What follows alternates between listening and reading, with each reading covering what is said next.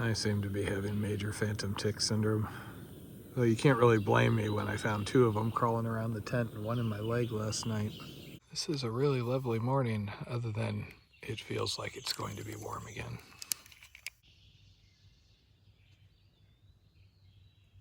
So in addition to all the tick, mud, yada yada stuff from yesterday, also there seems to be no-see-ums or something around here. I'm being bitten by these little gnats. But besides all of that, I'm currently trying to overcome my disliking of asking anybody for help. It looks like my plan for resupply was another 2 days. I should have gotten there at the end of tomorrow, and I've got a day left of food, realistically. I ended up with too many dinners and not enough snacks. I just can't seem to hit it right on this trip. There are options. I can get into West Union. There's a Walmart. I wouldn't mind a hotel. I'm just trying to figure out, can I do that without bothering anybody? Because I don't like calling on others, etc., and without like missing too many miles. I'd still like to get 18-20 miles if at all possible. There are lots of really nice trail angels out here. I was actually talking to somebody at Moondoggy, which is a kayak rental place, I think, last night. I was kind of thinking I would try and get there and have access to power and maybe get cleaned up. Sadly, they're out of town, and I just didn't make the mileage I thought. Earlier in the day, I'm like, oh, hey, this is going pretty well. And that was because I was Shawnee, which, up, down, but there's like some good, solid trail. And then I was on a road walk for a little while, and then I got back into this woods out here with all the down trees and everything. And I have absolutely loved every trail angel I have talked to or interacted with out here. It's a me thing.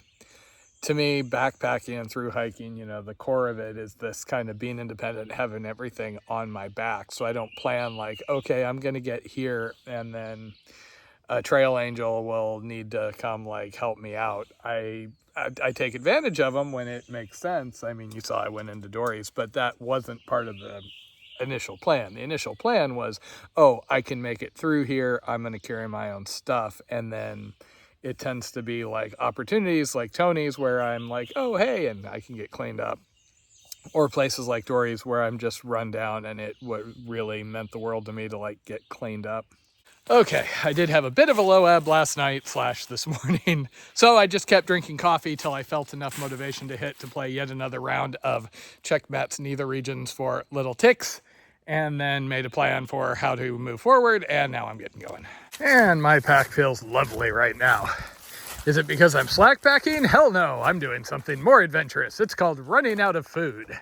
It's like slack packing, it makes your pack lighter, except, it adds to the adventure, not detracting from it. I do have a plan. There were a few towns I could have hiked off trail to get to. I ended up asking for advice from Miss Dori once again. And as it turns out, her and her husband are going to be driving right by. So they're actually going to grab me. I'm going to clean up their place tonight. She'll drive me back in the morning, resupply along the way, and that should have a minimal disruption as far as my schedule. It actually took me a good amount of reluctance to reach out and even just ask her for advice. I don't like asking for help out here. I think partially is I've seen on some of the big trail groups, people literally just wander into town and announce that they need a trail angel for a place to stay right here, right there. And it really makes me just happy and joyous that people are so giving that they do trail angel sort of services. I just have kind of this gut reaction against the through hiker entitlement service. So, through hiker and don't mind me, my coffee hasn't soaked in enough. Through hiker entitlement syndrome, where people just kind of expect any of their needs to be met. I am super grateful when I get run down or things go wrong, when trail angels are around to help. I also came through the AT when there was pretty much too much trail angeling. Literally every single saddle seemed to have somebody. My record was I think 3 or 4 in a given day. And it's nice. It's nice that people are wanting to give back, etc. But kind of detracted from that whole, hey, I'm on trail having a grand adventure thing, and made it feel like, hey, I'm wandering around Costco. Look, another free sample at the end of this aisle. I did have some alternative plans I had made where I could have hiked off trail, but 4 miles off trail is not that big a deal if you can hitch. If you're having to walk, that's 8 miles out of your day to get there and back. I think that was the Walmart in West Union. And that just, I can do it, but I'm reluctant to walk that many off-trail miles if I don't absolutely have to. I guess I did have an 8-mile back to trail one time in Florida. I was in the Panhandle in one of those drug-heavy areas, and it was just impossible to get picked up by anybody, even doing myself to look like, a hiker, not a druggie or a murder hobo. Yesterday was kind of a whiplash day. In the morning, it was pretty rough because I was doing all the ups and downs. And then I started to make good time, had some pleasant sections of, flatter Jeep trail and then a bit of roads. And then the last 5 miles or so was just kicking the crap out of me. I had a couple of bad spills, and it's one thing to just go down in the mud and land on your butt, granted. See what I did last year where I landed on my butt and ended up with a helicopter ride. But the ones where I stumble, fall forward, and then hit the ground face first, those get kind of scary. I mean, not only can you impale yourself on something, but I have landed torquing my wrist so hard where I'm like, my adrenaline goes up and I'm like, holy crap, I almost broke something. I've also broken trekking poles that way, and I would be really, really sad if that happened, considering these are, brand new, thanks to my friend Tom a week or two ago. I think it was the Condor Trail where I was walking down a stream bed, because that's the Condor Trail. You want trail? Go that way. And I slid on a rock, pole got stuck in something, and I broke a brand new carbon fiber, telescoping alpine cork. That hurt. I have broken more trekking poles than most people have ever owned, but most of the time when they break, I figure it's saving me from an injury, and that's a pretty good trade to make. The other time I broke one of the carbon fibers, I actually ended up in a scree slide in the Sierra, dodged around a couple of big rocks that would have been, broken leg level, and my pole ended up getting caught by one of them and breaking. So, bummer to have to spend another $100 bucks to replace it, but I was quite happy with that trade. There is walking carefully and deliberately. There is, strengthening your ankles. There is trying not to record yourself while you're going down what seems like an easy slope in New Mexico and landing bad and tearing a calf muscle. But falls just happen out here. I mean, it's just like stumbles. You're out here doing millions of steps. I don't even know how many steps I do a day. I think when I've had my watch, it was saying like 35,000 a day. Now, who knows how accurate that is, but you're going to occasionally stumble or hurt yourself. I've actually felt fortunate so far that I have not had more injuries, because all it takes is, one bad luck, being a little too tired, this, that, or the other. You break an ankle and boom, game over. And I'm always slightly terrified of that, especially when I'm so far from home on something like this. Because if all of a sudden I have a broken bone and I have to rehab, Jen and I will figure it out one way or another, but that would be a bummer.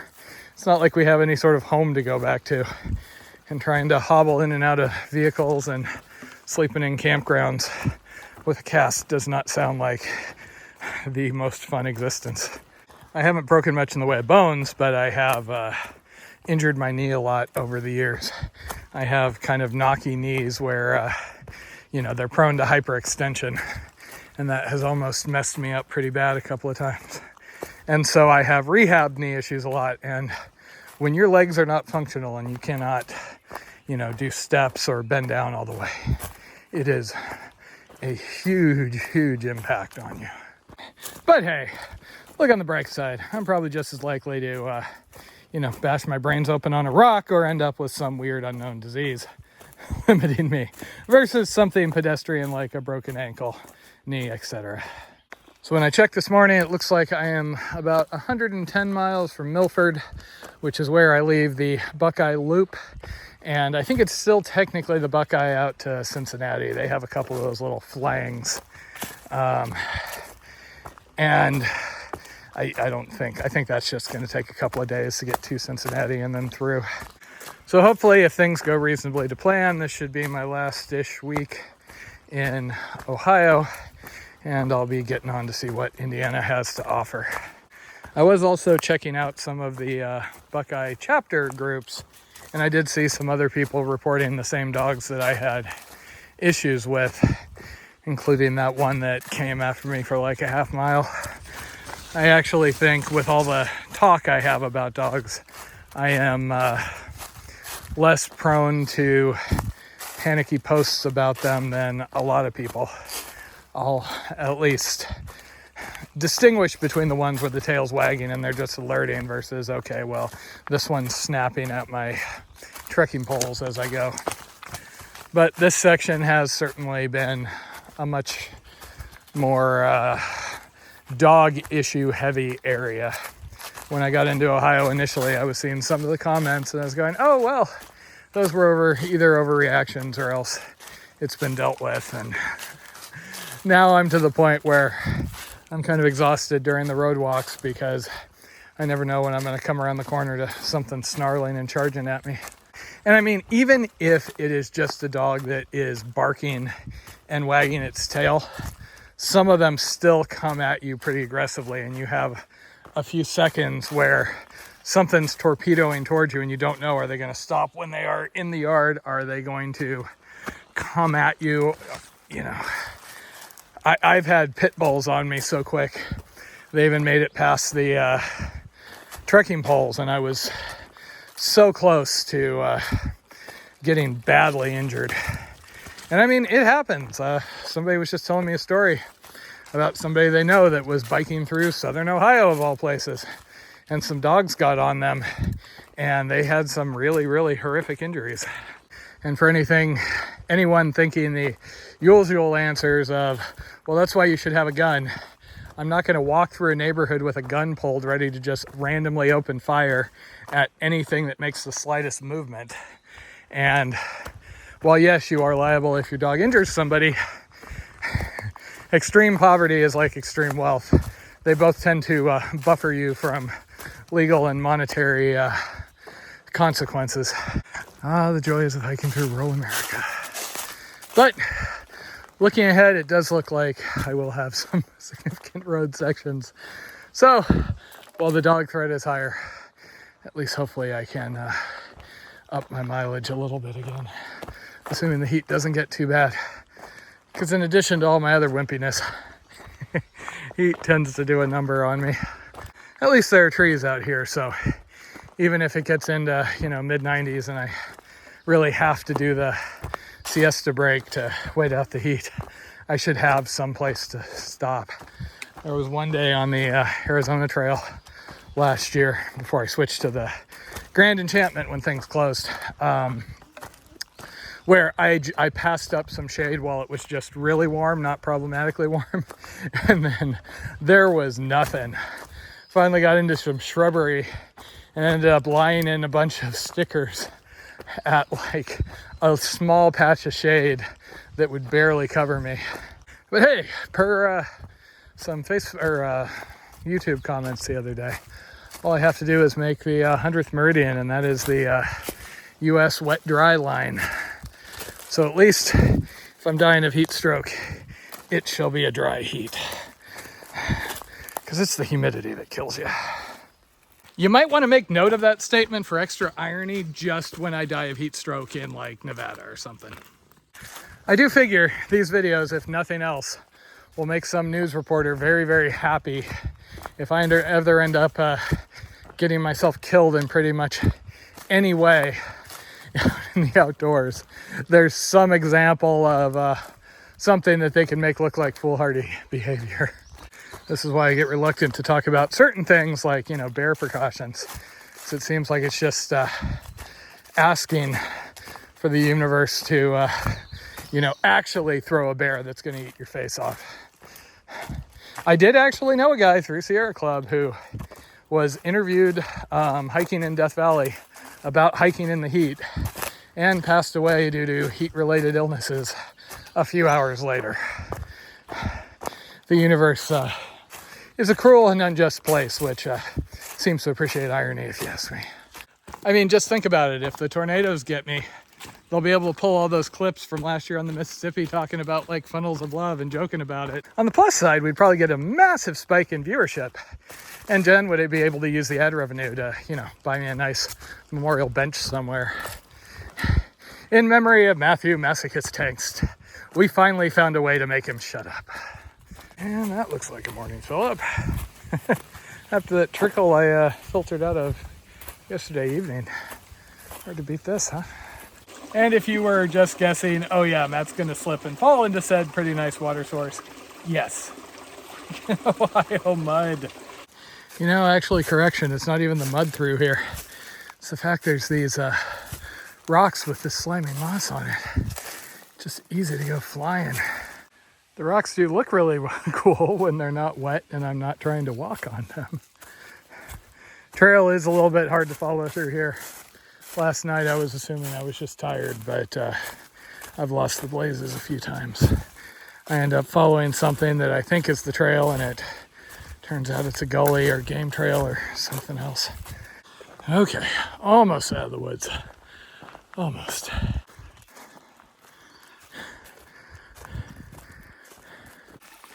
There is no way I am trying to jump over something like this, considering how much I've been sliding around.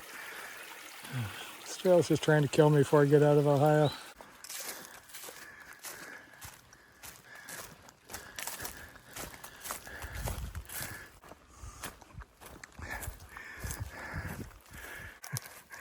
I just laugh at the idea of somebody being on the Buckeye and going, no, honey, it's turning around over this next hill.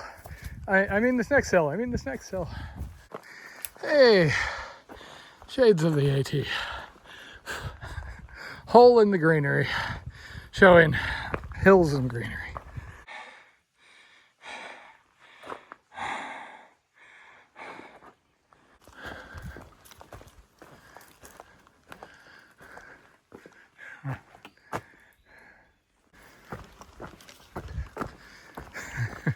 Glorious, glorious pavement. Okay. Well, that was fun, but I am looking forward to a bit on roads now. That trail could use a little love past Flood Point. Oh man, hiker oasis. Figures. Right after I make arrangements to get picked up at the end of the day, I find all the plugs and everything. I really wish more shaded spots in the middle of nowhere had Wi-Fi, just saying.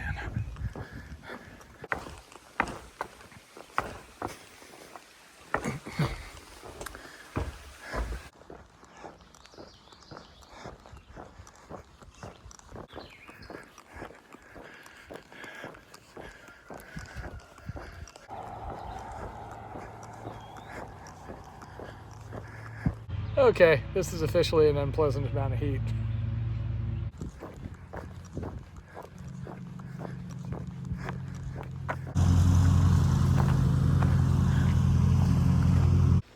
It is extra bloody hot, but those people in that White House called me over. Just gave me iced water and some of the best beef jerky I've had. Apparently the Amish make good beef jerky. As long as the breeze is going, this isn't too bad, but I'm gonna end up hopping shade to shade, I think, for a good while here, unless the clouds come in.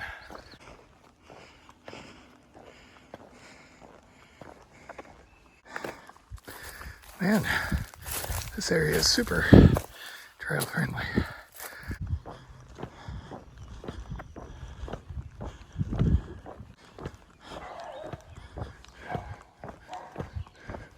The worst part about the long days like this is it doesn't cool off that early. It's 4 o'clock. I had to stop again because the sun was just too brutal.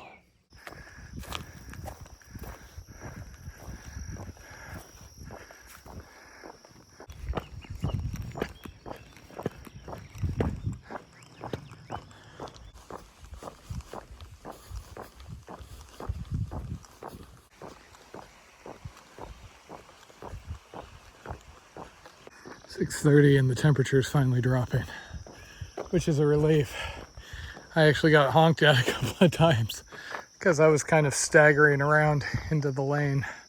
It does look like today is supposed to be the hottest day of this next period, if you believe the forecast.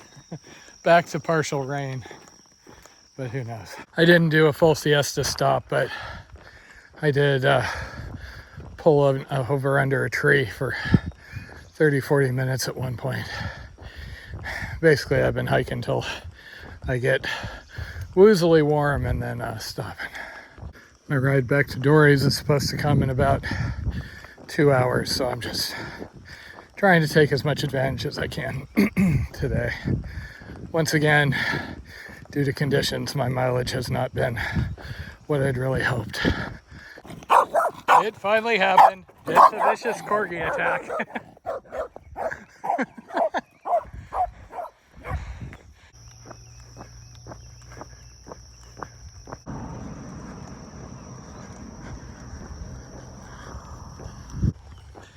I was actually looking forward to this just because there's supposedly a soda machine.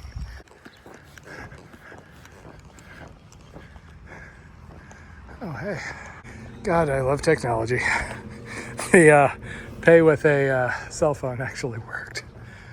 Great, somebody lost a pit bull. Just what I want to be hearing. And this is the period of the day I wish could last forever. Supposedly, Dori's going to pick me up at about 8:30, so I got about 40 minutes. She said maybe later.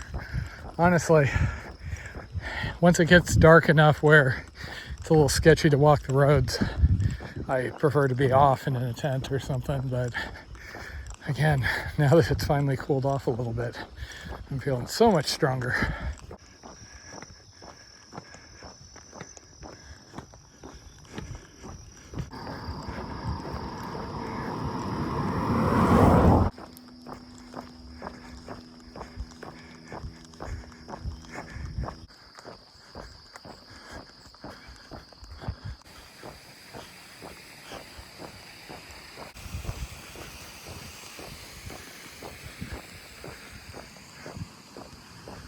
Nine o'clock.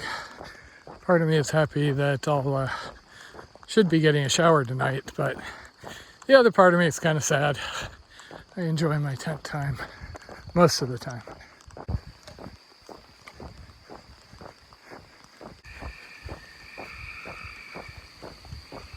So this is apparently called Suck Run, and as an added bonus, there may be a bridge out ahead, so we'll see. This could get a little complicated. And of course, there's a damn aggressive dog encounter. Just had two of them charge across the river at me. Plus side, you got some lightning bugs going off. I love those things. Give it a week, and if it's not better, yeah, we might want to contact them.